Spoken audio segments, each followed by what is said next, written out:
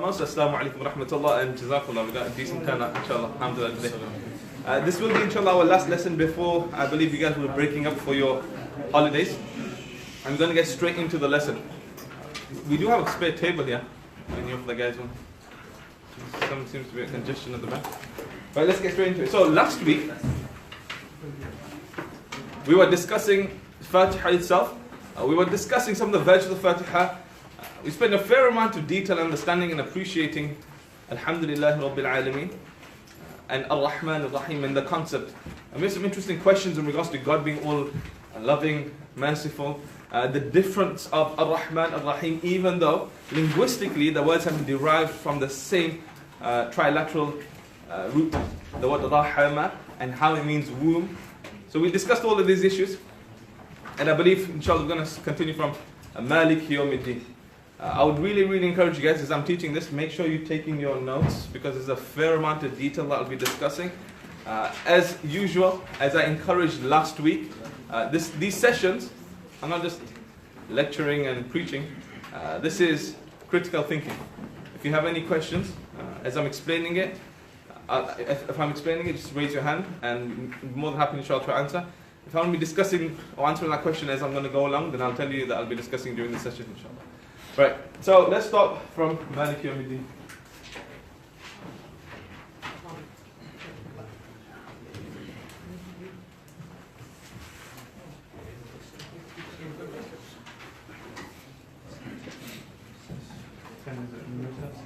Right, so the idea here, I don't know how, if this university, can you see that?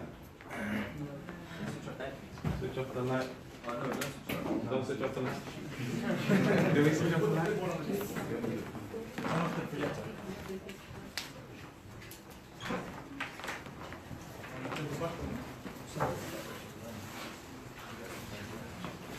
This pen is slightly better. Anyway, so do we have any students here who study international relations? Oh, mashallah, one student. You know, the idea, especially in international relations, you'll study the idea of polities, which you probably discussed.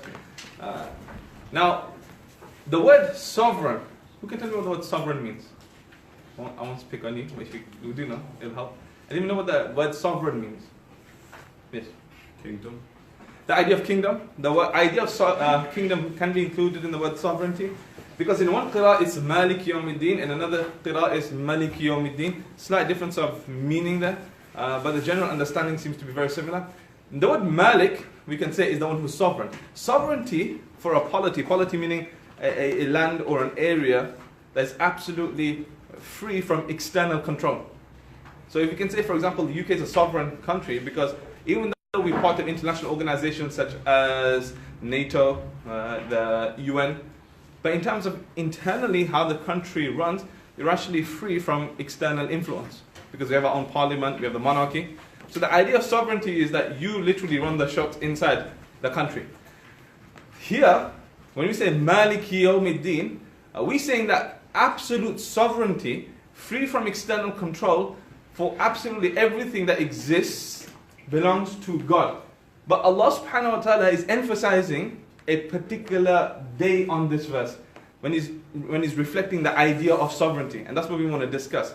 So the idea of Malik, you can say somebody who's a king and you have kingdom, but the idea of Malik is somebody who is in absolute control of everything, and no one externally has any say or control in regards to God's decisions.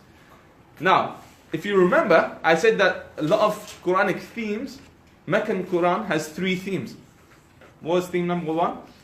Goodness, anybody can shout out. Tawheed. Secondly was Risala. Thirdly, Akhirah. So from the 3 themes, where does that come in? The idea of God being sovereign. Tawheed. And Malik Yawmiddin, which I'll be discussing afterwards, is directly related to the Akhirah. So this theme hits both of those, this surah, this ayah, hits both of those themes. The idea of Tawheed, because God is absolutely sovereign in his oneness, and he's the one who makes the decisions. There's nobody on that level, which we class as shirk, who can influence God in making those decisions. And the idea of day of retribution, I'll be discussing this afterwards, that's focusing on the Akhirah. The word Yawm is pretty simple. which means day. And the word deen. I'm going slightly faster than we did last session because I want to discuss the surah. I want to progress with the surah. The idea of deen is interesting here. A simple translation of deen and understanding is when you sue one another. The idea of retribution. The idea of payback. And payback here is that when anybody in this world, if you cause anybody absolutely any form of harm, anything, if that individual does not forgive you, on the day of Qiyamah, God will hold you accountable. And Qiyamah has many different names. The word Qiyamah means the long-standing. Jathiyah is used, Waqi'ah is used in the Quran to discuss Waqi'ah meaning something which is inevitable, something that's going to happen. There's an interesting adjectives that God uses to describe the concept of this whole akhirah. But here is God specifically saying that He is the master, He's the sovereign, He's the owner of this day of retribution. On this day, if any human being has harmed anyone, God will hold you accountable for it. Now on the day of Qiyamah, there'll be different ways how God will hold people responsible. The hadith in Bukhari mentions, and it's mentioned in Kitab al-Sihah, that on the day of judgment, God will raise a bunch of people. The hadith mentions 70,000, but people like Ibn Hajar al-Asqalani talk about that this is just a value that discusses a fair amount of people will enter paradise with no hisab, with no accountability. Like day of judgment starts, a bunch of people straight go to Jannah. These guys are the VIPs. These guys are known as the sabiqun, the forerunners, the people who are just absolutely overtaking whole of humanity, the high rollers, the bowlers of good deeds. Surah Waqia chapter 56 discusses. There'll be some people who they have their deeds weighed out, and their good deeds will outweigh their bad deeds. They may be scrutinized for a few of their issues that they've had, and then they'll go to paradise. There'll be some people who will see all of their deeds and they know they've been condemned to hell. Allah subhanahu wa ta'ala will say to them, Iqra kitabak. Read your own book. Read your own book. You know, we normally in school and the students don't report. And when the kid has failed his report the whole day, instead of saying anything with the kid, he's like, dude, just read your own report. You've seen what you've done. You can figure out where you're going to go. The idea of self-accountability. Allah will judge, will deal with people in that kind of way. Some people in absolute desperation, will begin to lie on the day of Qiyamah. And again, lying in the presence of God. And this will be in absolute fear. When a kid has done something wrong and you know that kid has done something wrong, and have you done it? No, I haven't. That kind of attitude. Allah subhanahu wa ta'ala says in the Quran, God will seal their mouths. وَتَشْهَدُ أَرْجُلُهُمْ بِمَا كَانُوا يَكْسِبُونَ.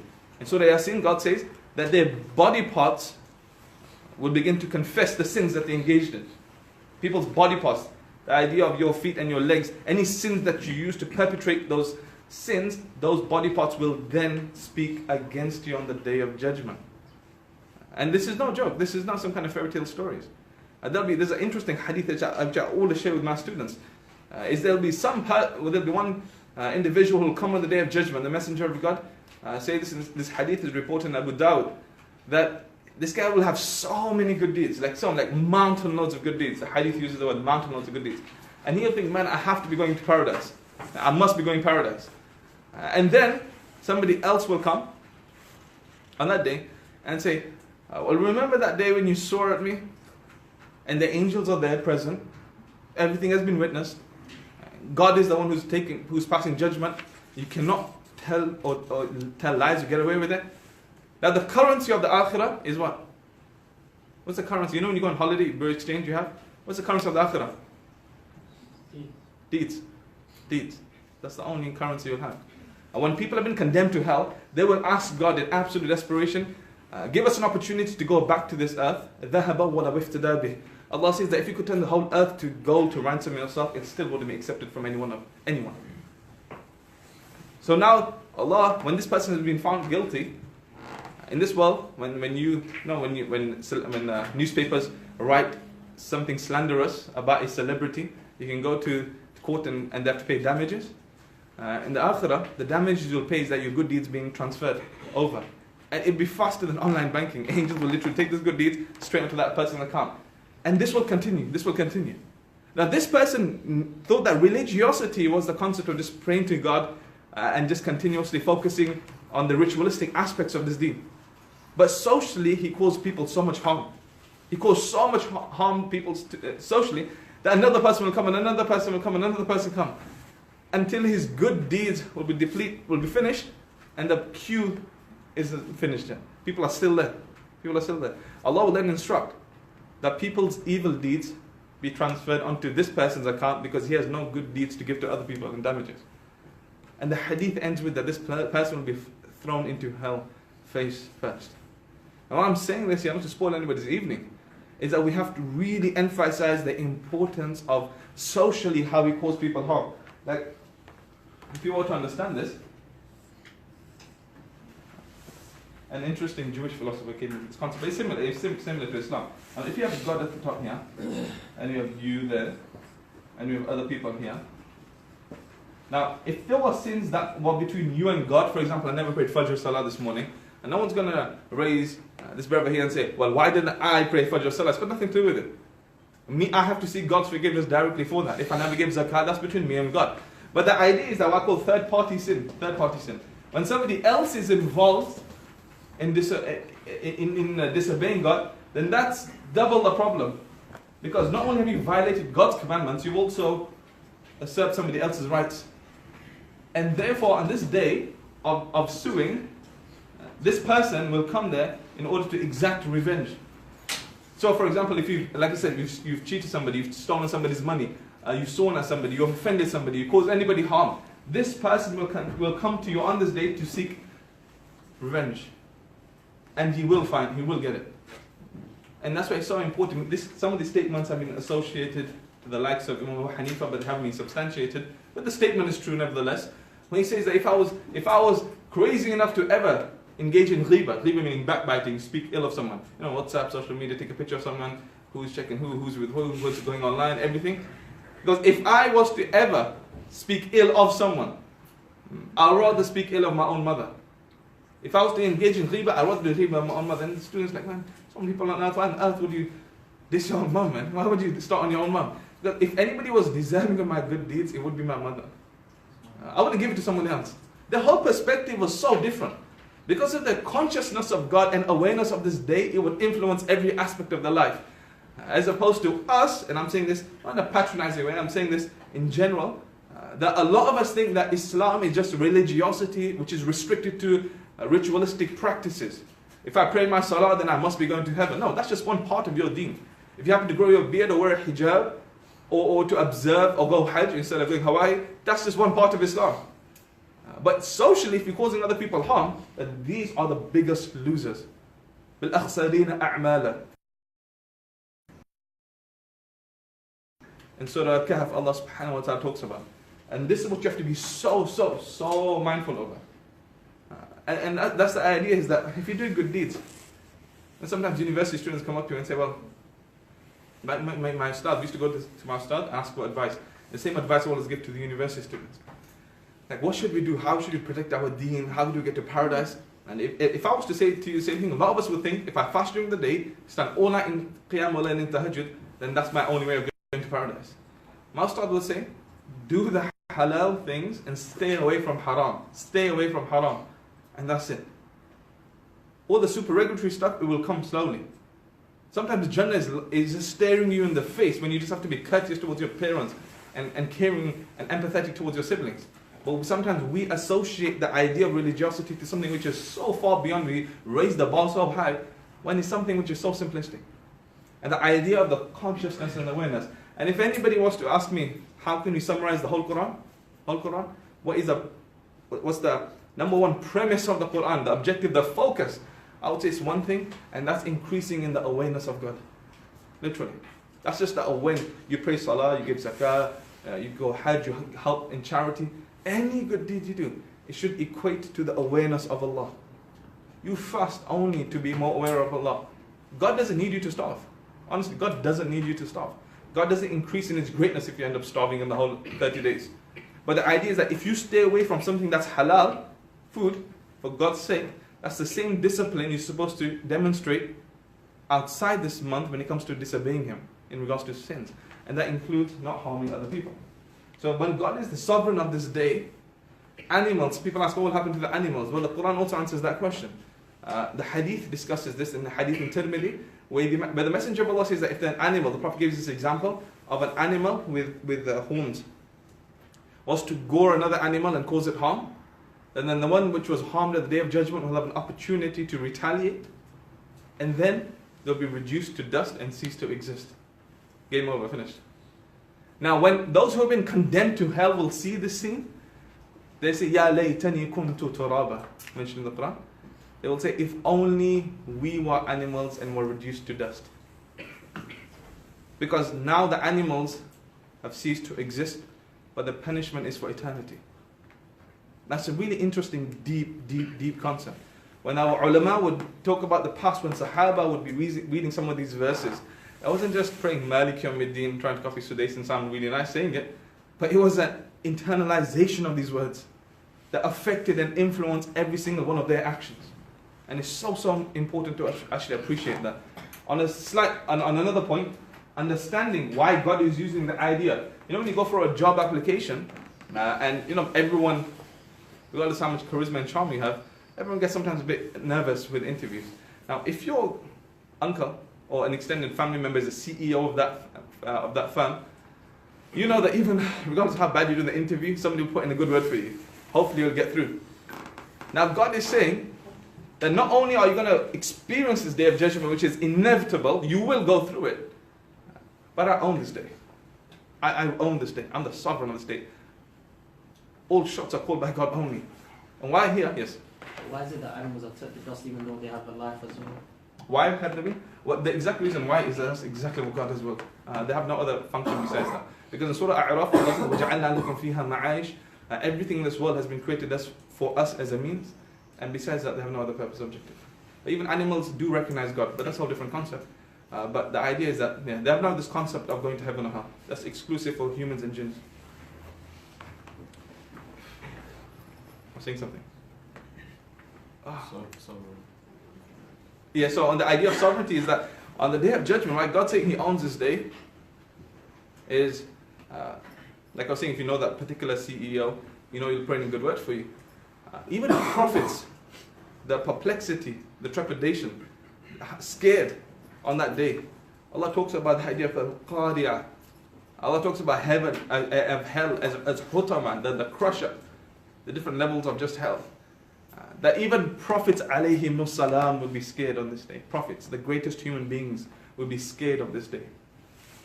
You know the long hadith in Bukhari that mentioned in Muslim. When a hadith has been mentioned in Bukhari, book of Bukhari and Muslim, it becomes what's called in Arabic muttafaq alayh, which becomes like super strong hadith because it's mentioned by both narrators. This hadith I'm narrating is mentioned in both books, and it talks about the idea of intercession, where people will go to all the different prophets in desperation for them to intercede on this person's behalf in the presence of God. And the hadith says that people go to Adam alayhi salam, and Adam alayhi salam will say, well, I ate from the tree when I was told not to. And even though obviously God has overlooked my sins, but I don't feel like I feel comfortable even being in the presence of God. I don't know what's going to happen to me, let alone trying to secure your own salvation. And people go to all of these different prophets. Ibrahim alayhi salam. Long story about Ibrahim alayhi salam, with the statement he makes here. But he will say, no, I made a promise to my father that I would seek his forgiveness. What we call in English equivocation. It wasn't exactly a lie, but it wasn't necessarily a truth, more or less like a white lie. But he never realized this because he promised that he would make dua for his parents, for his father. But you can't in this situation because he died without iman. And it goes, because I made that statement, what will I say in the presence of God? And this is Ibrahim alayhi salam, the father of the three Abrahamic faiths. People will go to Moses. Remember Musa alayhi salam, as he runs as a fugitive, before he ran, what did he do? The Quran, he killed somebody. And the Quran talks about this, is really cool. You know, the expression the Quran gives, that Musa alayhi salam hit this person, فَقَضَى عَلَيْهِ. Literal translation is he got knocked out, and he knocked out, قَضَى عَلَيْهِ, like game over, like finished. And Musa alayhi salam was naturally so strong, probably just a little light jab, and then the guy died.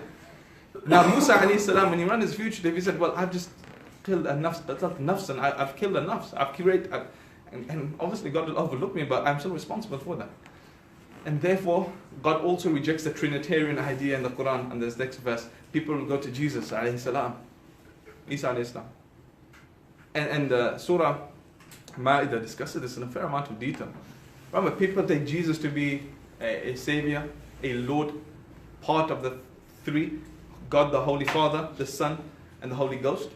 And by no means are we disrespecting our Christian friends, but this is the idea that theologically there's a big difference between the two traditions.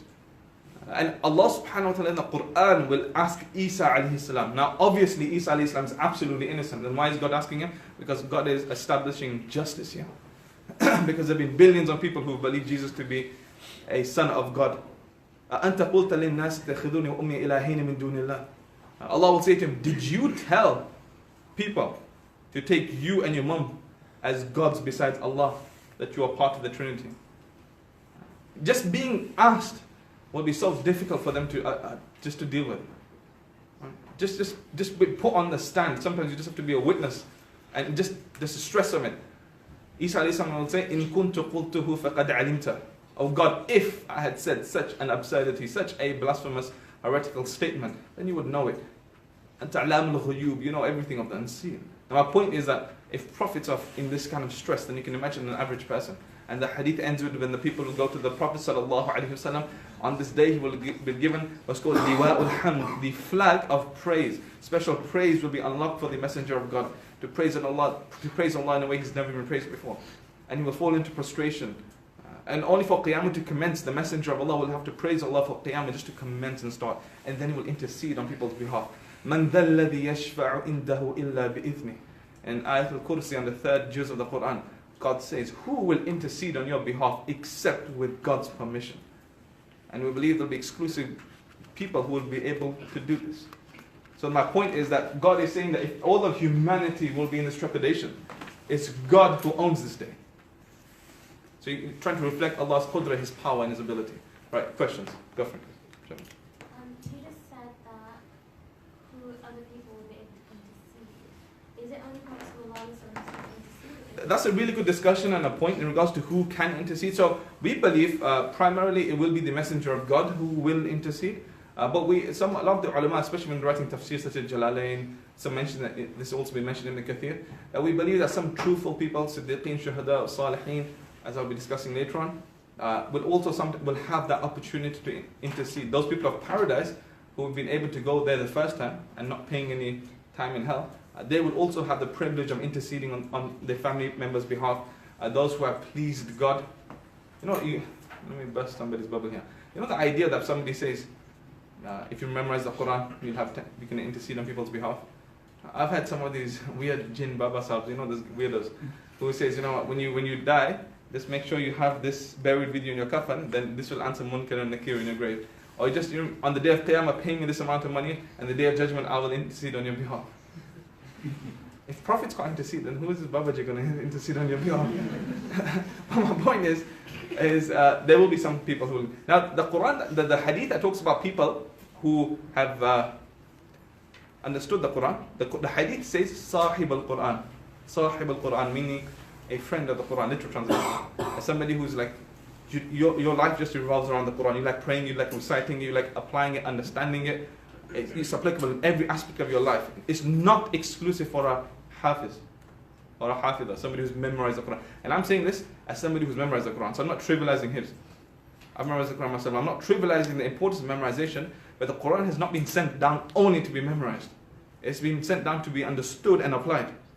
And what we have done is that sometimes we take some of this stuff out of context, and we've made memorization if your kids are happy, it's like a trophy, and like my kids memorize. How many people have memorized the Quran who live the most undisciplined lives, who totally disobey God? And how can somebody who's memorized 850 pages act in such a way? Because you don't understand why you do what you do. That's another thing you'll learn in my class. To understand why you do what you do. Why? Why do you do the stuff you do? What's the premise? Why do you have to do it? And the reasons behind it. Because once you understand, it changes your life. We were calculating that if somebody memorized one line a day, over 16 years you can actually memorize the Quran. But more important is actually apply and understand the Quran too. Yes, my friend. Speak louder. If one learns to understand the Quran and implement it, but he does not know it off by heart, Does that become defendable? That's exactly what I'm saying, is that I believe in the broad reference of this hadith, in my understanding, that you will also qualify for this. It is not exclusive for somebody who just memorized the Quran. But obviously we should all memorize, but we should also understand and have this relationship with the Quran. Yes, my friend. You mentioned earlier that the animals will have retribution on whichever of us. Why is that? Because animals have no intention of what they actually do. Yes, that why? In fact, I can't go to the nitty-gritty in regards to the wisdom understanding behind why exactly. This has just been mentioned in the Quran. That this will happen. The idea that even animals, even though the ability to cognitively function as us, like us, is not as developed. But the idea that if even animals have been wronged, and God knows what an intention of an animal even is, or whatever they may intend to do or cause other people harm. Obviously, because of the whole ecology and the idea of the food chain, animals have to kill you so that in order for us all to survive. But this is if anybody has caused anybody harm. How that harm is and how that can be defined and what the law in the animal kingdom is, God knows. But the concept exists. Why? God knows best. Yes. So if an animal hits you, can you get retribution? Like give the animal like a left hook, uppercut, finish animal up. Obviously, if an animal harms you, you have every right to defend yourself. And this mentions too, even if you're in Hajj and you're not allowed to even kill animals, but there's like a venomous animal there, then obviously you can kill it, and you have the right to defend yourself. But the idea of exacting revenge on it, I don't exactly think so. Now that was between animals. Yeah, he means on the day of judgment. Yeah, on the day of judgment. Yeah, well, the hadith doesn't discuss any of that now, so I don't believe that would be true. Right. Any other questions for this, ladies? Please ask her. Do not be shy. Right. So just to put the whole to discuss the verse again. God is the sovereign of the day. Day is yom, plural. What's the plural of yom? Ayyam. Plural of yom is ayyam, days. Deen, the idea of suing, retribution. Everybody goes to America knows. And if you ain't gonna, everybody gets sued for everything. For anything. So you have to be mindful. But the idea that you're so conscious of your actions that God can hold you accountable for these things. Now, up to this stage, all of Alhamdulillah Rabbil Alameen, Ar-Rahman Ar-Rahim, Malik Yawmiddin. From the three concepts, from the three themes, overarching, which theme does it discuss more in detail from the three? I would say Tawheed, because God is introducing Himself. I mentioned last week in the Hadith Qudsi, is that God says that I've separated the half Fatiha into two sections. The first section is for me. And Allah is also teaching us how He should be praised. Even in dua, Fatiha is actually a dua. God is teaching us how to seek what we need from God. And the first part starts with praising Allah. And that's the same thing when it comes to dua, because the rest of this now is a dua, which I'll be discussing in the second half, is for us. When you make a dua, it's extremely important that you start off by praising God. Before you go through your Christmas shopping list or Black Friday deals, you need to make sure that you start the dua. You know, like it's just a part of royal protocol. When people are in the presence of the Queen, if you see those messages on Easter and stuff, you're not even supposed to turn your back towards the Queen out of protocol. You're not supposed to touch Her Majesty. You're supposed to make sure that when the words that you use, the idea that when you're in the presence of God, in your salah, remember you're in the presence of God, you actually start by praising Allah. And that's why when you make dua, that's the same etiquette the Messenger of Allah would observe. So when I'll give you one example. When the Prophet would make dua, he had this really beautiful dua he would make. It was not dua, it was an opening statement of the dua. Allahumma la uhsi thanan alayka anta kam athnayta ala nafsik. Literally means, God, you are so amazing. I cannot praise you the way you should be praised. Only you can praise yourself the way you should be praised. I don't even possess the ability to praise you the way you should. And that's how the Fatiha is also starting, by praising God. And let me tell you, when you read Tafseer, what I'm explaining to you is so brief. There's so much discussing, we have to move on because of time. Right? Any other questions? Directly related to what I was been discussing? Any other questions? No? Okay. So, now we have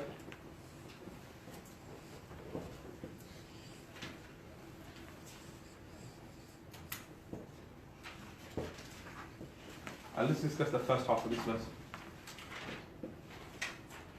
Iyaka na'budu. Now this is going to get some, this is going to get grammatical here, syntactical. You should use your brains for a bit to understand this next verse. I would, on a side point, total side point, hopefully inshallah I'll speak to some of the brothers who last year told me about teaching us Arabic, which is difficult because of time commitments. We have my dear friend, colleague, Ustad, Marco Tharian, who's an absolute legend. He's a graduate from Darul Bury, my teacher. And Not that old. there's a big age gap. He looks younger than Ustad looks younger. But inshallah, hopefully we're going to try putting some Arabic classes together. Ustad teaches Arabic, amazing Arabic teachers. But you'll appreciate what I'm saying when it comes to the nuances of Arabic as I'm discussing it here. So the literal translation is, إِيَّاكَ نَعْبُدُ, we only worship you.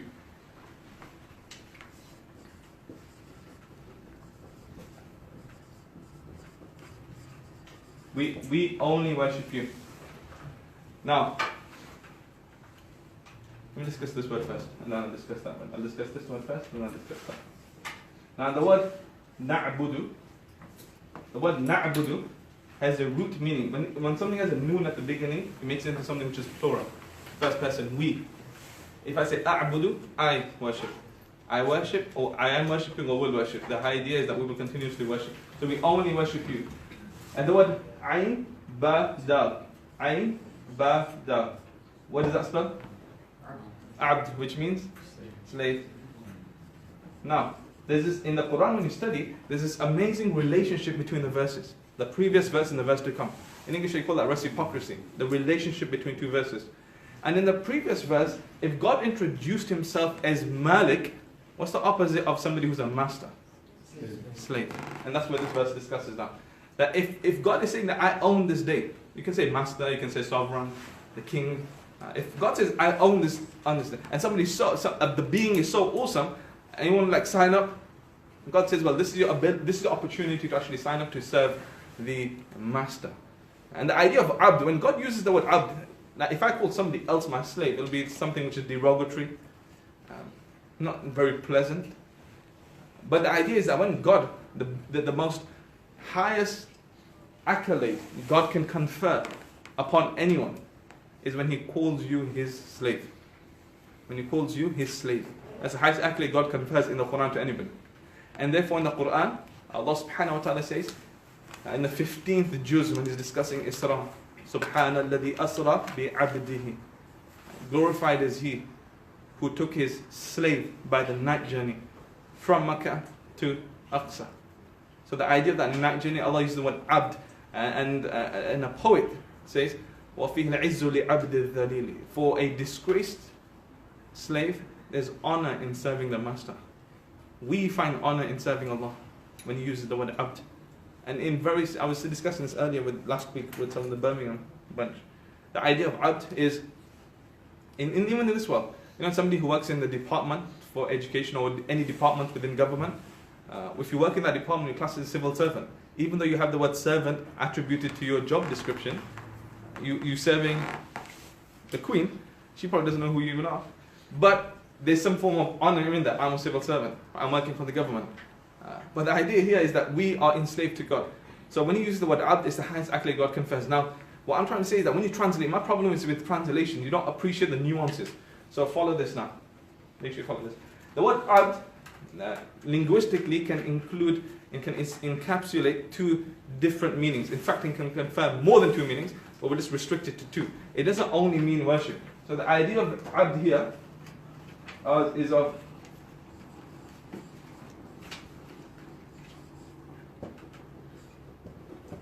ubudiyya and ibadah. And I explain the difference between the two. Ubudiyya literally means bondage. When you're in control, when somebody has absolute say over what you do. When you're enslaved to somebody, that's the best translation. To be enslaved to somebody. The word ibadah is what we class as ibadah is when you act upon the master's instructions. So this particular point again has been mentioned. Jalaluddin al-Mahalli mentions this. It's really interesting. He says that, take the example. We have to pray Fajr and we have to pray Dhuhr Salah. Fajr Salah, God tells us to pray. When God gives us a command and we act upon that command, that's called ibadah. But between Fajr and Dhuhr Salah, can I eat a haram Big Mac and drink some Carlsberg? No, because I'm still enslaved to him. I'm still enslaved to him. So not only when God tells me what to do, that's me doing ibadah, but in between his instructions, I'm still enslaved to him, and therefore I have to observe, we can say like a penal code, which we call Sharia. I still have to observe his code of what's right and what's wrong to do. That's called ubudiyah. I'll say that again quickly. Abd includes two meanings of ubudiyah and ibadah. Ibadah is when the master tells you to jump, you say how high, that's ibadah. Literally you do what you're told to do. And ubudiyah means that when you're enslaved, that you don't have a choice to do. For example, in prison, hopefully nobody goes there, but in prison, if you're in a class A, B, C, class C, you'll have a bit more leniency in terms you can wear what you want to wear. Now, even though you can go to the gym and you can work out and stuff, you have some forms of freedom, but you can't leave the area. You can't eat when you want to eat. You can't socialize when you want to. So the idea that you're still enslaved into the system. So the idea here is that when we say we only worship, we only are enslaved to you, and we only follow your instructions. Ibadah is when you act upon your instructions, and ubudiyah is when you're enslaved to you. The question here is, if you remember that triangle earlier, is a lot of us from that triangle will think that Islam is mostly based on ibadah.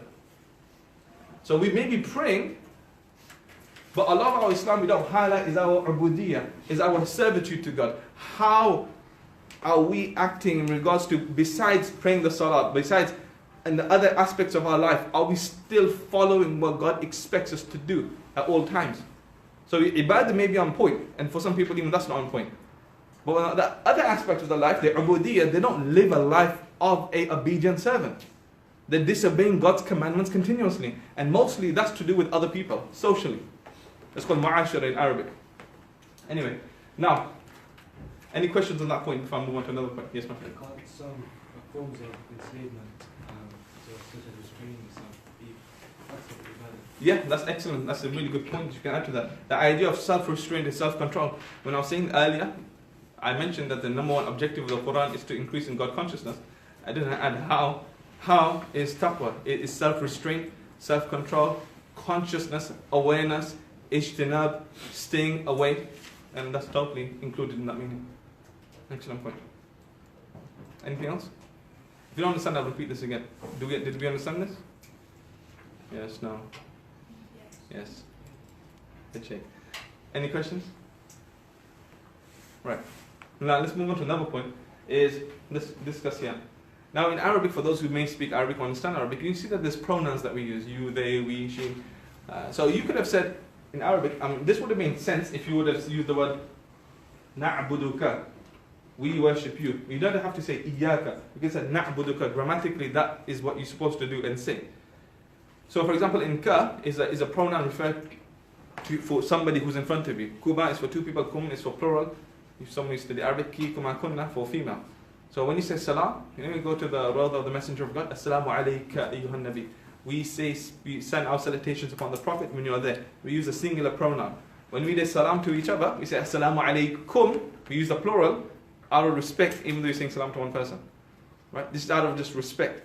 Now here, ideally, what's called Zamir Mansum Munfasil here, is that you should have just said na'buduka, but to create the emphasis of only in Arabic, you can actually change the order and the sequence of the word to create meaning. This is called rhetoric. And it creates what's called balagha, the idea of eloquence, to further elaborate on a point. And this kind of stuff you can't really translate. You have to appreciate the nuances by studying the language itself. So linguistically, what you can do is you take this off and you bring it in front. And to bring a pronoun in front, you usually wouldn't do that grammatically, so you have to add the word iyaka, which we can translate as we only you are the one that we worship. You are the one who we are in ubudiyya to and in ibadah to. That's why the word is used there. Questions? Or forever hold your silence. Anyone? Right.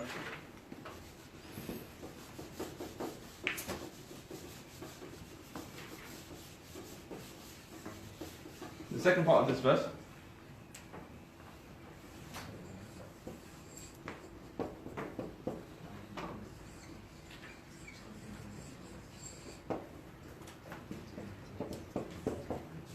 إِيَّاكَ نَعْبُدُ وَإِيَّاكَ نَسْتَعِينُ. So we understand what this part of the sentence means, only you, again. Ista'ana yasta'inu in Arabic. A'ana yu'inu. Pattern istif'al. For those who understand Arabic, is when you put a word on a particular grammatical formula, it changes the meaning of what the word means. So the word nasara means to help, istansara means to seek help. When something comes on the pattern of istif'al in Arabic, it means that you are seeking something. So the idea of ista'ana is that you don't help, but you're seeking help from God. You're asking God for help. And it's something which is so important. Imagine you're praying this 17 times a day. This is part of our Fatiha. We only ask you for assistance and help. We only ask you. Now the idea here, we have to understand this in this worldly term. The Sahaba saying that even if you needed a shoelace. When we say this, it sounds cheesy, but we don't understand the reality of why they're saying this. Even if I was in need of a shoelace, I would ask God. It doesn't mean Jibreel is going to come down with some new Jordans or something, that he's going to bring you some new shoes. If you're stuck on the motorway and all of a sudden, instead of calling AA, you're just like, oh Allah, please help me. Like a Burak is going to come rescue you. Nothing's going to happen. The idea, like I was mentioning earlier, وَجَعَلْنَا لَكُمْ فِيهَا مَعَيْشٍ. God has created everything on earth for us as a means. Allah is musabbibul asbab. God is the one who has placed all the means on this earth for us. That's God's assistance.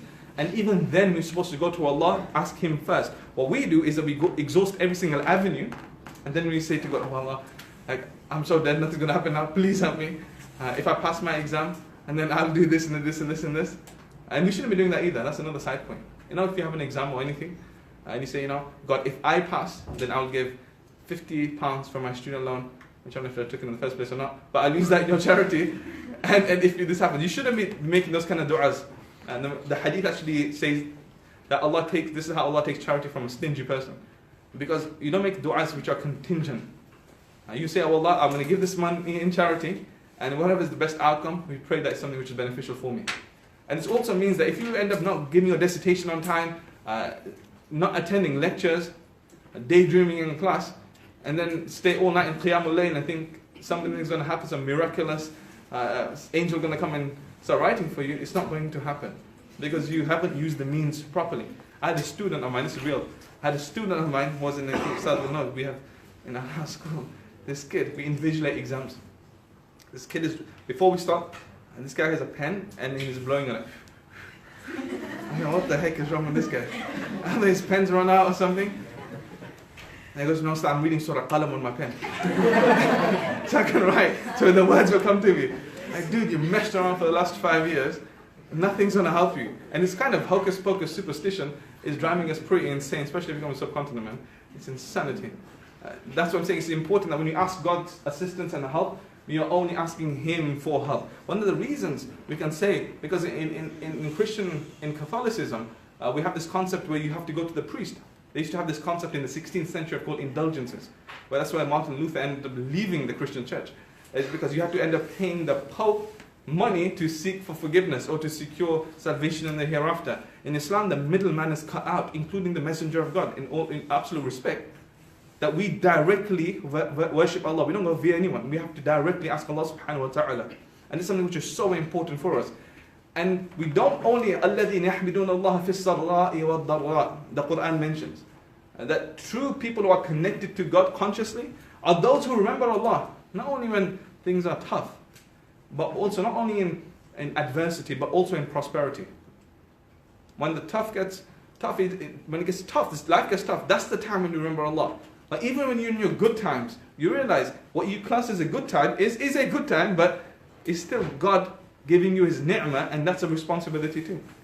That is equally as a test when you have to endure something with sabr. Part of the test is for you to express gratitude. Right? If you, for example, get a really good job and Allah inshallah gives all of you guys a decent job inshallah when you graduate, but that's just more or less God seeing, right, you now financially stable, how will you deal with the money? That in itself is a predicament for you to deal with, seeing your outcomes, how you will deal with that.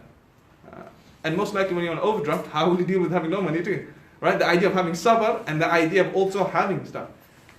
So the concept here is that we only seek Allah subhanahu wa ta'ala's assistance and help. One quick verse before I answer your question. There's another verse in the Quran where Allah depicts this picture That when people are in the depths of the sea and the waves are crashing and the darkness, that this person thinks is absolutely game over.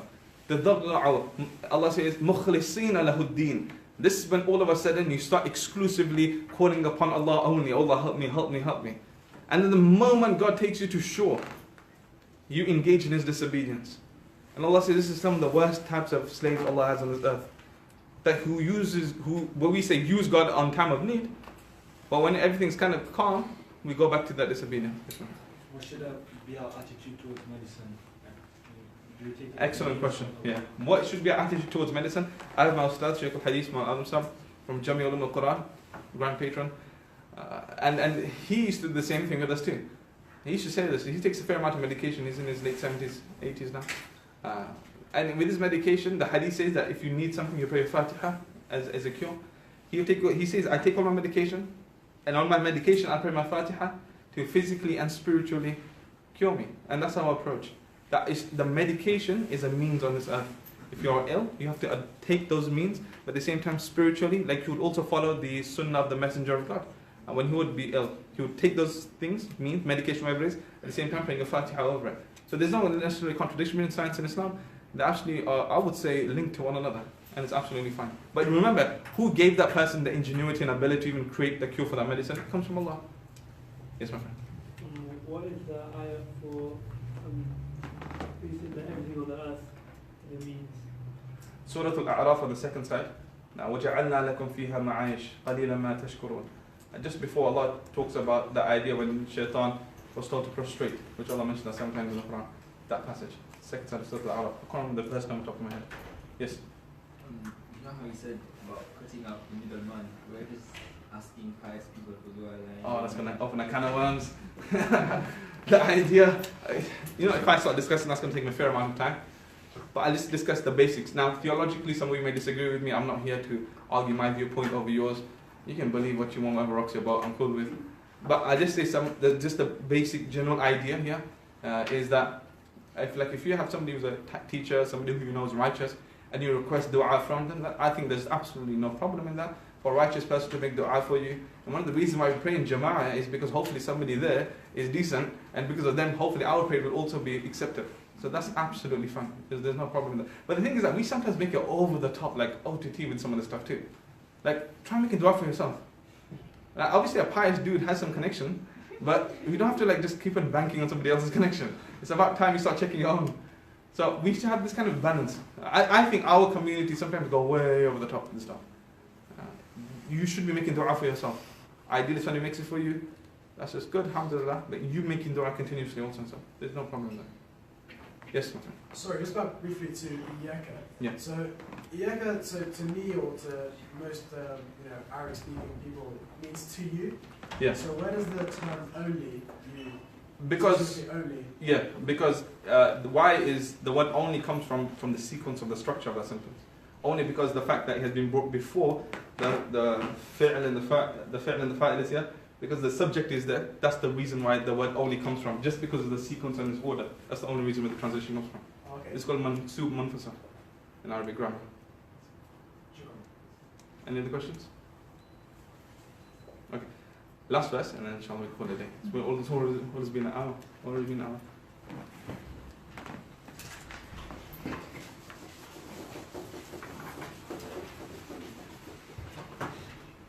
Better not forget this stuff, man, when you come back from those holidays.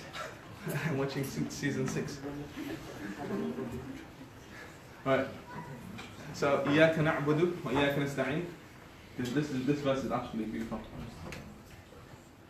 I say that for everything.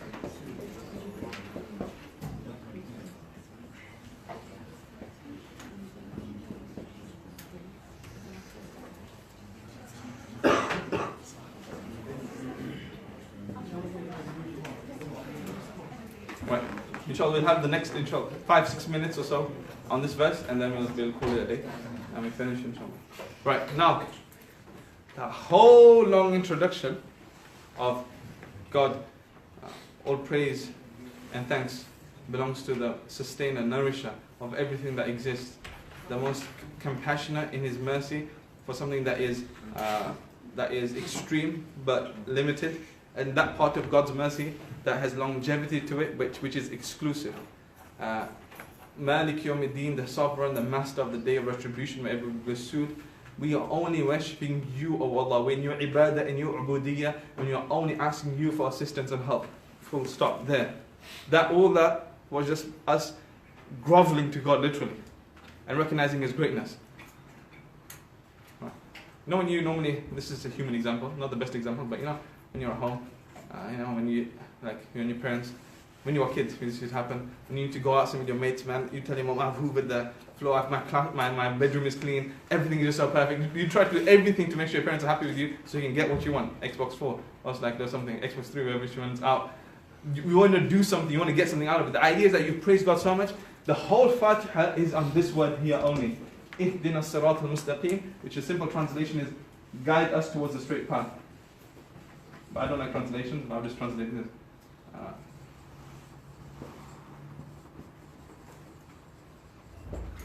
Guide us for the straight path. Let's break these words down now.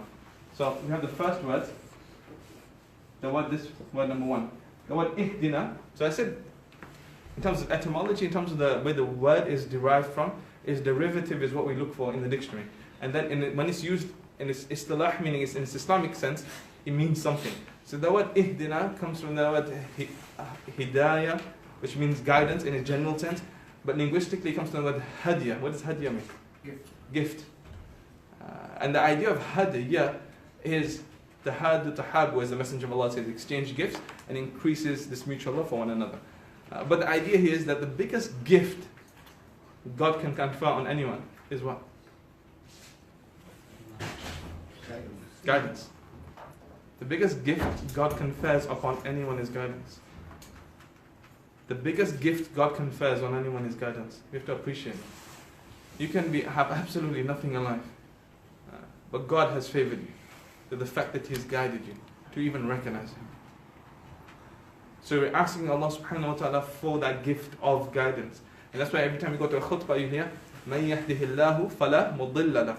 Whoever God guides, nobody can misguide. وَمَن يُضْلِلْهُ فَلَا هَادِيَ لَهُ. And whoever God misguides, nobody can guide. I think we should discuss this or not? Yeah. I want to go home, man. Okay, let's just discuss it after some kind of. The question is, who the heck is guiding who and who's being misguided? This is the question which kind of posed in my head when I was studying this verse. Does God misguide people? Human beings get misguided? Shaitan misguides? How do you understand this whole issue? Because why can't God guide everybody? So the idea here is let's open a really big can of worms. This is the idea. The simple concept is God has absolute knowledge of everything. He's alim. He knows everything. But just because He knows everything, He doesn't make us do what we do. He knows the outcomes of what we will do, but He doesn't make us do it. Take the example of a student. And when a student comes in year 7, we have like a CATS test, like a cognitive ability test. We can able to predict most likely what his GCSE results are from year 7. And when a teacher works with a student for 5 years, you can figure out most likely what the grades will be. So when a kid who's been special education needs, when I know he'll be hitting an A star, I can predict that he's more or less going to get a D, probably, or an E. Now, did I make him fail? If I told him properly, did I make him fail? No, I just know the likely outcome based on my experience and his abilities. That's how the idea of fate actually works, the idea of qadr works. God doesn't make us do what we do, but He knows the outcome of what will happen. Take another example. If I'm going to go to London, it's a 100-mile journey from here. If I need £20 of fuel to travel 100 miles, and I only put £10 in my fuel tank, how far will I get? I'll get to Milton Keynes. And when someone tells me, you're going to break down, and I break down Milton Keynes, does that person make me break down? No. My foolishness, that person just knew through experience. And Allah's knowledge, part of our aqidah, is there's no past, present, or future in God's knowledge. God's knowledge is absolute. And therefore He knows the outcomes of what will happen to us.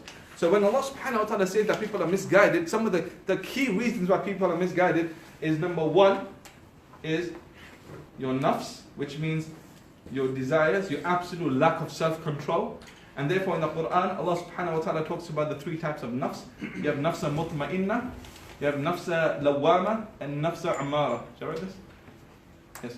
Can you provide reference for the 3 types of nafs? The first types of nafs which Allah talks about is nafsa amara. In the 13th juz on the first line, this is a statement of Surah Yusuf alayhi salam. Inna nafsa amaratun bisu. Your nafs ammara is that nafs that continuously encourages you towards sin. 13th juz, first line. It continuously encourages you towards sin. This is somebody who is absolutely immoral, immodest, has no sense of self-control, self-restraint. You do what you want with whoever you want, whenever you want, however you want. You don't really care the law of the land or God's laws. Worst type of people. Now in this situation, so before I answer your question, in this situation, God says that we are the best of creation. And another aspect, God says, you worse than animals. Now the idea here is that if you obey God, you are the best of creation, even beyond the angels. But the idea is that when you disobey God, you're worse than an animal, because even animals can appreciate and understand God. I'm speaking fast. But your spiritual faculties are inept, are disabled. You cannot use them. لهم أعين لا يبصرون بها. They have eyes but they don't see. لهم آذان لا يسمعون بها. They have ears but they don't hear. لهم قلوب لا يفقهون بها. They have hearts and minds. They can cognitively process the information but they don't understand anything. They are like cattle, like animals. They're worse than animals. So Allah says. So the idea of ammar is the worst type of a human being. You can have nafsa ammara. Nafsa ammara. That's sin. That part of your nafs that continuously instructs you towards sin. Then you have a slight upper version of that. Is nafsa lawama, Surah Qiyamah. وَلَا أُقْسِمُ بِالنَّفْسِ اللَّوَّامَةِ.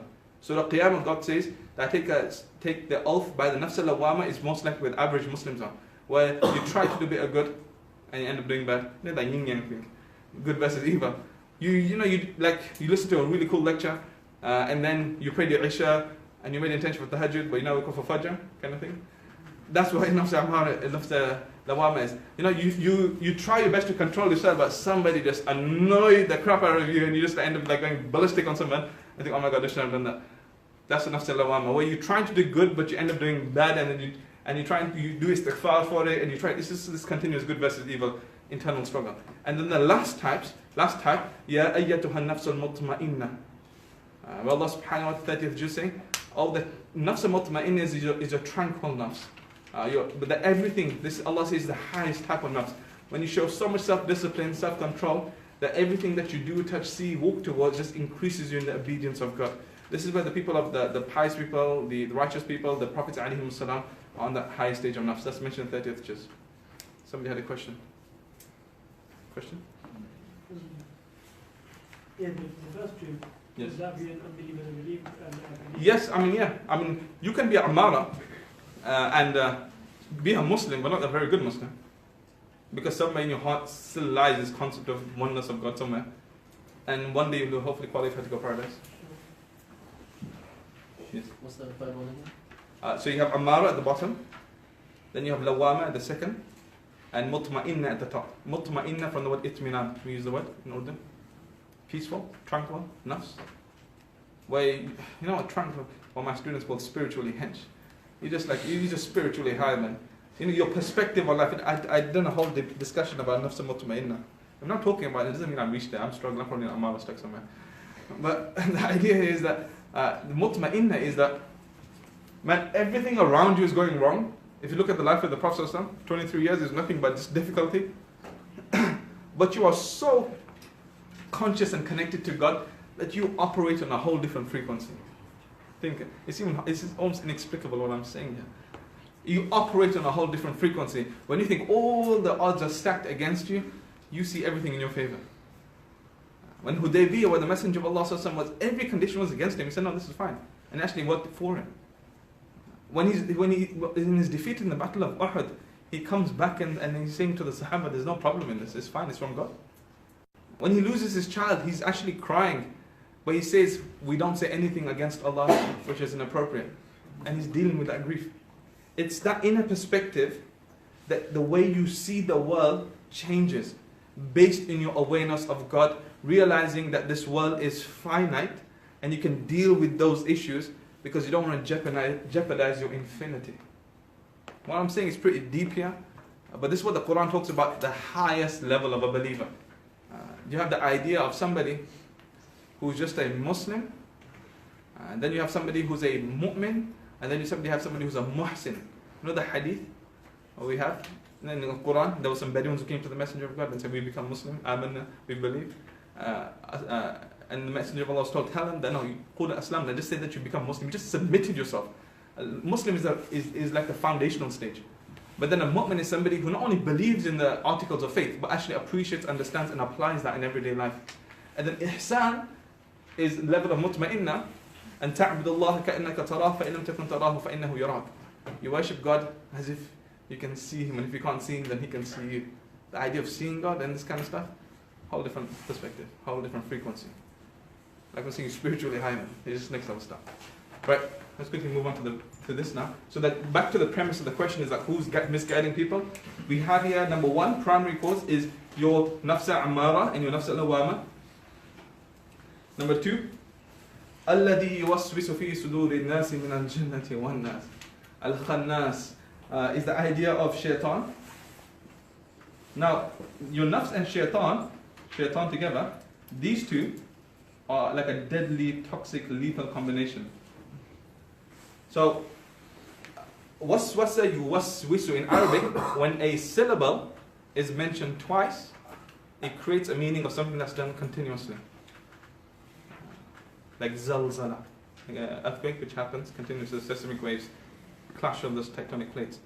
So waswasa is something khannas, these are the, like we can discuss like the footwork of shaitan. I have to see everything in boxing perspective. Footwork of shaitan. So waswasa is his offensive state. He comes to you, and the hadith says that he penetrates a few evil in your heart. You're trying to control your gaze, and you can hear something happening, and you end up not controlling yourself. You're supposed to be mindful. You're supposed to be respectful towards others, but some thoughts and ideas come into your mind. Lack of self-restraint and self-control. You act upon those, what we call this animalistic propensity for like immediate gratification, where you just want to just do whatever you want. That kind of stuff. That's what shaitan kind of thrives on. And because you have no self-restraint, you're given to those temptations, right? As a result, a black dot appears on your heart, and the hadith says that you continue sinning and sinning and sinning until metaphorically your spiritual heart suffers like a spiritual cardiac arrest. Allah subhanahu wa ta'ala says, فِي قُلُوبِهِمْ مَرَضٍ فَزَادَهُمُ اللَّهُ مَرَضًا. Their heart, there is ailment and illness, and Allah increases them in their illness. غِشَاوَ and غُلْف, Allah uses two words in the Quran. Their hearts have been encapsulated with this darkness of which just puts out the nur in your heart. And as a result of a lack of discipline and continuous giving into shaitan, at the end, you come off the Sirat al-Mustaqim. And you become misguided. I'll be discussing the imagery of Sirat al-Mustaqim, inshallah, later on. It's an interesting imagery here. So the concept of who misguides people, yourself. You are responsible for that. Now, quickly moving on to that, and something to discuss. So the idea of guide us, Sirat al-Mustaqim. Now, this is the point that we'll end on. If I was coming to the university, I don't know why it took me 20 minutes to get here, 25 minutes, but traffic and stuff. If somebody asks me no directions, then I say, you know what, go straight, turn left, second exit on the roundabout, left, right, and behind the corner shop. You can't remember any of that. Instead of somebody says, where to go straight there. When God is using the idea of guidance being in front of you, where does that reflect? What does that show? It's close and it's easy. And God uses this imagery of a straight path. And this is when it gets, listen to this carefully, this is when it gets a bit more metaphorical. So this is our road. Take the example of a tom-tom. This is a street called Sirat al-Mustaqim Street. Yeah?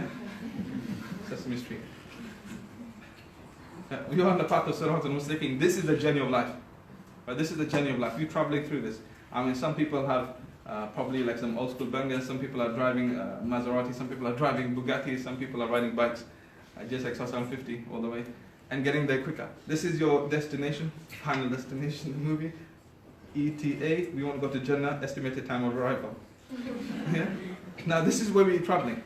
Now say our mate here is riding his bike and is getting there. Now, every time you take a wrong turning on your navigation, what happens to your ETA? Increases. What does your tom-tom do for you? It reroutes you. Ideally, you hopefully come back here. Now this is increasing your ETA, but you'll come back and you'll go back to this path again. Now listen to this very carefully. The imagery and the words used in the Quran are absolutely amazing. This is called Sirat al-Mustaqim, guidance towards the straight path. In Surah Al-A'raf, the same page that I quoted earlier, Shaitan, when he's banished from heaven, he says, لَأَقْعُدَنَّ لَهُمْ صِرَاطَكَ الْمُسْتَقِيمِ.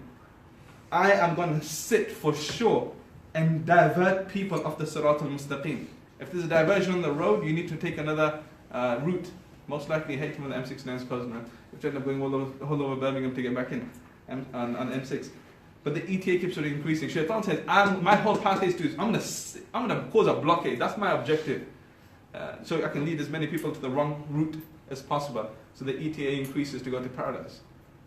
Now, the idea here in Arabic is that when I engage, this is the path of sin. So in his disobedience, you're giving into your nafs, you're fulfilling shaitan's requests. Now, in Islam, what do we call forgiveness? Besides istighfar, there's another word? Af, which is to pardon. There's another word. Tawbah. Tawbah. Linguistically, tawbah, taba yatubu, literally means to turn your direction from one place to another. It literally means to reroute. So when you have now gone off the Sirat al-Mustaqim, the only thing that can reroute you is tawbah. This is tawbah roundabout. Tawbah, why? Tawbah isn't just saying, you know what, oh God, I messed up, I'm really sorry. The idea is that, you are so sorry for what you've done, you're like, oh my God, I just messed up. Man, I shouldn't be doing this. And part of istighfar is that you don't just say sorry. Like if somebody's there and I keep on jabbing somebody, oh, I'm sorry, I'm sorry, I'm sorry. You need to stop what you're doing and then say sorry. The idea we continuously disobey God, we can do istighfar as much as we want, but that's not real istighfar because we don't stop engaging in that sin.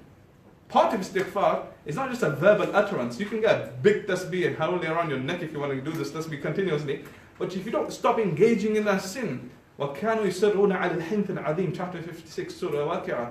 And God says that the people who end up in hell are those who are perpetual and major sin. They don't change their ways.